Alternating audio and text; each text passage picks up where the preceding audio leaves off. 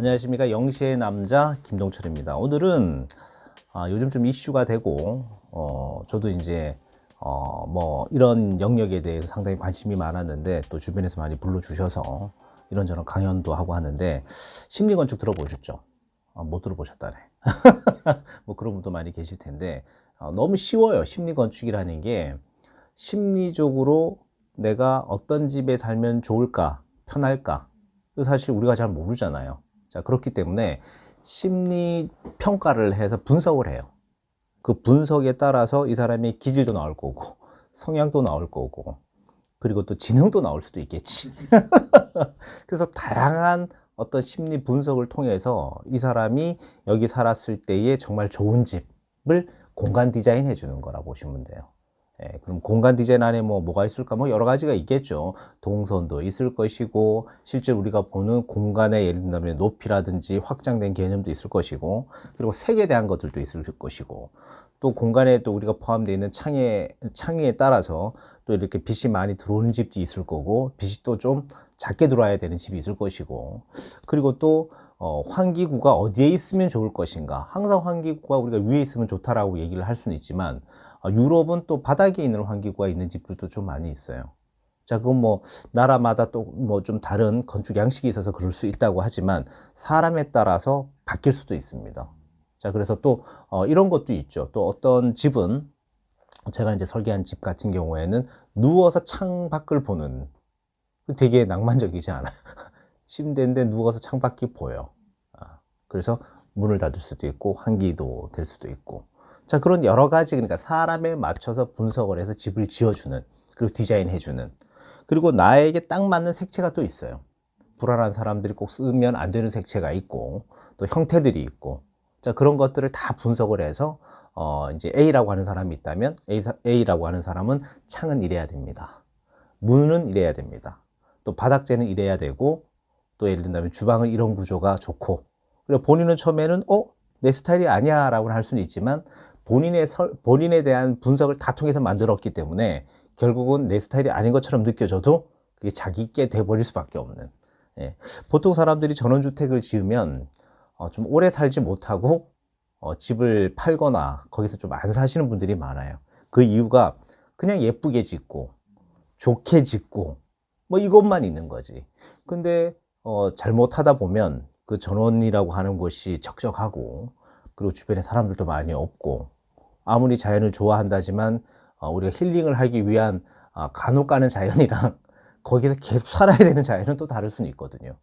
자, 그래서 우울증이 또 발발하시는 분도 계세요. 자, 그렇기 때문에 이런 심리를 분석을 해서 집을 지어주거나 인테리어를 하는 것들이 심리 건축이다, 이렇게 얘기할 수는 있고요. 이런 심리 건축은 한편으로는 이제 치료가 되는 집이라고도 이야기를 하고, 그리고 또 힐링이 되는 집이라고도 이야기를 합니다. 그래서 힐링도 되고 치료가 되는 집. 그래서 이제 저는 이름을 닥터 하우스라 지었습니다. 네, 치료가 되는 집이라는 거죠. 그럼 심리 건축이 언제쯤 이게 그러면 만들어졌고, 이게 이론이 있는 거야? 라고 이제 이야기를 많이 하신단 말이죠. 17세기에 어떤 건축가와 해부학자가 같이 건축물을 하나 지어요. 그러면서 이게 이제 기초적 이론이 만들어졌는데, 그 이름이 이렇습니다. 영국 세인트 폴 대성당을 이제 지으면서 이제 쉽게 말해서 시작이 된 그런 이론이다 보시면 되는데, 이게 이제 17세기라고 그런다면 뭐 어마어마한 거 아닌가요? 그렇죠? 그때부터 인간의 심리나 인간의 어떤 기질 성향을 따라서 건축물을 지어 올렸다라는 거예요.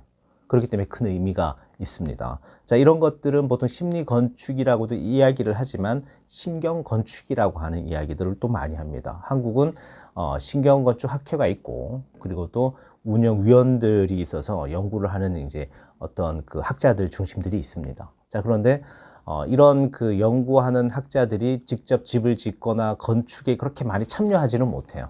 그리고 공공건물이나 건축물에 대해서는 우리도 이제 신경을 좀 많이 쓰죠. 예를 든다면 이런 거죠.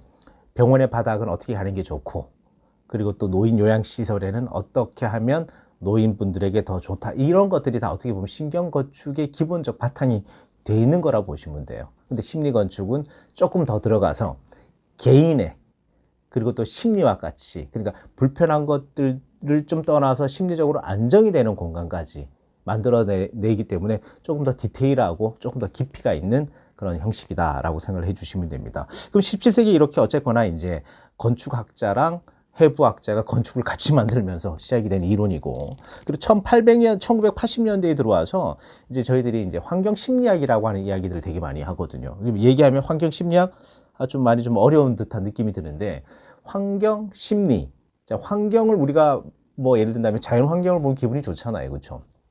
그리고 아주 그냥 콘크리트로 막 만들어진 도시를 보면 우리가 좀 답답하게 느껴지잖아요, 그렇죠? 자, 이게 사실 환경이잖아요. 근데 이 환경에 우리의 마음이 어떻게 동요되느냐, 이게 쉽게 말해서 환경 심리학이라고 보시면 돼요. 되게 쉽게 생각을 해 주시면 됩니다. 그랬을 때 인간이 어떻게 보면 인간 인지가 어떻게 작용을 하는가, 그 건물을 보고 그 환경을 보고, 자, 이런 의미로 이제 해주시면 되는데, 이때 이야기가 나온 것들이 이제 신경 건축학이라고 하는 이름이 이때 이제 발생이 되는 거예요. 1980년대에 시작이 되신다 보시면 되는데, 1984년 정도 돼 가지고 로저 올리히 박사라고 있어요. 이분이 이제 되게 좀 유명한 분인데, 왜 유명하느냐면 이때 이제 이론을 명확하게 만드는 계기를 만드신 분인데, 병실에 이렇게 창이 나와 있는데 환경적으로 너무 좋은 바깥 자연 환경이 있는 거야.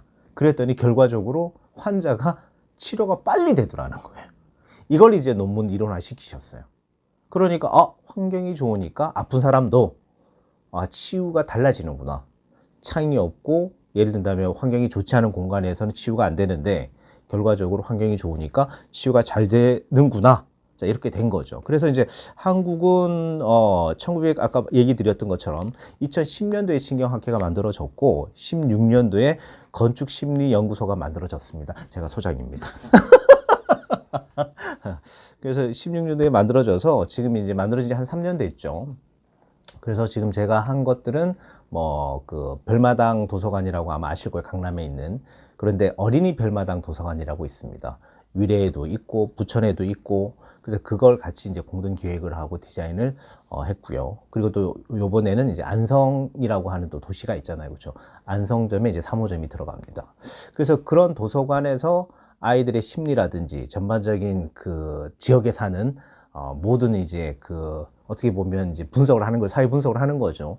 해서 그 아이들에게 딱 맞는, 그 시민에게 딱 맞는 어떤 건축물 형식을 이제 디자인하고 컨설팅하고 기획하는 그런 일을 하고 있다 보시면 될 겁니다. 피디님 집도 해드려요?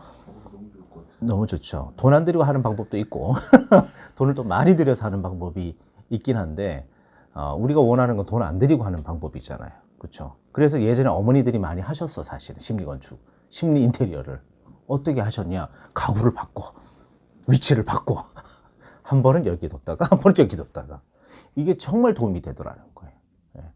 그래서 이제 혼자 사시는 이제 피디님 같은 경우는 잘 안 바꾸잖아요. 그럼 우울해져. 보통 사람들이 이제 이렇게 건축을 하면서 사실 우리 꿈들이 되게 많잖아요. 그렇죠? 뭔가 이제 내 땅이 있으면 어떻게 짓고 싶고 어떻게 하고 싶고. 그래서 우리가 과거에 한 20년 전 정도 보면 이런 건축물들 보셨을 거예요. 벽은 뭐 프로방스야. 그리고 또 문은 고딕 양식으로 돼 있고. 옛날에 우리 그 모텔 같은 데 보면 그런 짬뽕이 된 조합들이 되게 많아요. 다 이쁘거든. 자, 이런 것들이 그런 건축물에서 가정으로 들어오면서 집은 약간 한옥스러운데 옆에 비너스 동상이 이렇게 서 있거나 대리석이 깔려 있거나 뭐 이런 집들이 되게 많아요. 근데 그거는 이제 한 20년 전이라고 보시고 10년 전 정도부터는 그렇게 튀지 않으면서 고급 자재를 쓰는 거지. 그래서 뭐 똑같은 대리석인 것 같은데 이태리 직수입한 대리석 뭐 이제 이런 식이었었어요. 그래도 이제 사람들은 아는 거죠. 근데 요즘은 자기 취향에 맞는, 아무리 이제 그 재료값이 싸도 자기 취향에 맞는 건축 자재로 정말 자기만의 분위기를 만드는 그런 집들이 조금 이제 또 곽강을 받고 있더라고요. 그래서 요즘은 직접 시공을 하시는 분들도 되게 많아요. 그래서 저도 이제 저희 집을 이제 뭐 누구에게 맡기지 않고 제가 직접 참여를 해서 하는데 되게 재밌습니다. 그래서 지금 심리 건축에 대해서 이야기를 하는데 이게 사실은 뭐 사람, 공간 이 두 가지가 사실 같이 포함이 되어 있는 데가 건축물이에요. 그리고 또 이제 그게 밀접하게 생활로 들어온 게 집이거든요. 그 집 안에서 정말 상당히 많은 일들이 벌어집니다. 아이들은 거기에서 부모에 대한 사랑도 배우게 되고, 만약에 안방이 좀 좋지 않으면 부부 관계가 별로 좋지 않아요. 진짜로. 그래서 저는 모르겠습니다. 나중에 또 그런 기회가 되면 궁합이 좋아지는 방 꾸미기. 섹스리스들 되게 많잖아요. 그럼 섹스리스 탈출방. 거기 가면 탈출이 돼. 그래서 사실은 이건 좀 약간 뭐 야담일 수는 있지만 집에서 환경이 바뀌지 않잖아요. 그래서 부부들이 호텔에 가는 경우도 있습니다. 간혹. 그래서 분위기 쇄신을 하기 위해서 만약에 그런 분위기 쇄신하기 좋은 공간을 원하시면 문자 주시면 제가 몇 군데 알고 있습니다. 제가 추천해 드릴게요. 그래서 심리 건축의 진행은 어떻게 되느냐면, 뭐 건축주라고 우리가 얘기를 할게요. 쉽게 얘기해서 건축주 우리가 얘기하니까 건축주가 살게 되는 거니까 이 사람에 대한 심리 분석, 그러면 이제 가족에 대한 기질, 성향, 뭐 강점, 뭐 다 이제 분석을 하는 겁니다. 자, 그리고 이분들이 할 수 있는 컬러 운영을 합니다. 공간 운영, 컬러 운영을 이제 설계를 해요. 이분들이 사는 공간이 이 정도면 딱 좋겠다. 아니면 개방형이 되는 큰 공간이었으면 좋겠다. 그리고 색채 운영은 어떻게 했으면 좋겠다. 가족 관계의 분할은 어떤 공간을 분할을 해서 하는 게 좋겠다. 그리고 이제 그 건축 목적에 대해서 이 사람에 대한 심리에 대한 부분들인데, 치유의 목적이 있어. 예를 들면 아내가 상당히 우울도가 높아. 그러면 이제 이 부분들은 일반적인 가정하고는 좀 다른 공간 컨셉이라든지 뭔가를 해야 되겠죠. 그리고 또 어머니, 아버지가 노인성 우울증이 심해. 그럼 또 달라져야 될 거고. 예를 들어서 이런 거죠. 우리 아이 지금 방을 꾸며놓은 것들을 보면 자기만의 공동 욕실이 하나 달려 있고, 그리고 청고가 조금 많이 높고, 그리고 또 침대와 책상이 또 이렇게 계단식으로 해서 좀 공간을 분할을 좀 해놨어요. 그래서 자는 공간과 공부하는 공간들이 확실히 좀 이렇게 분리가 되어 있는 게 좋아요. 같이 붙어 놓으면 이제 공부하다 자지, 계속. 그래서 약간 분리를 해서 좀 집중을 할 수 있게. 그리고 답답할 수 있으니까 테라스를 만들어 놨어요.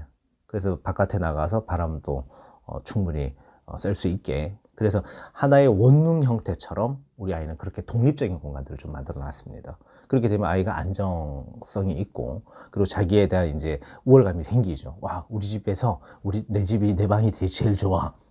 자, 그러면 자존감이 올라가고, 그리고 또 이 목표 달성을 위해서 어른들에게 해주고 싶은 또 이제 힘이, 에너지가 생기겠죠.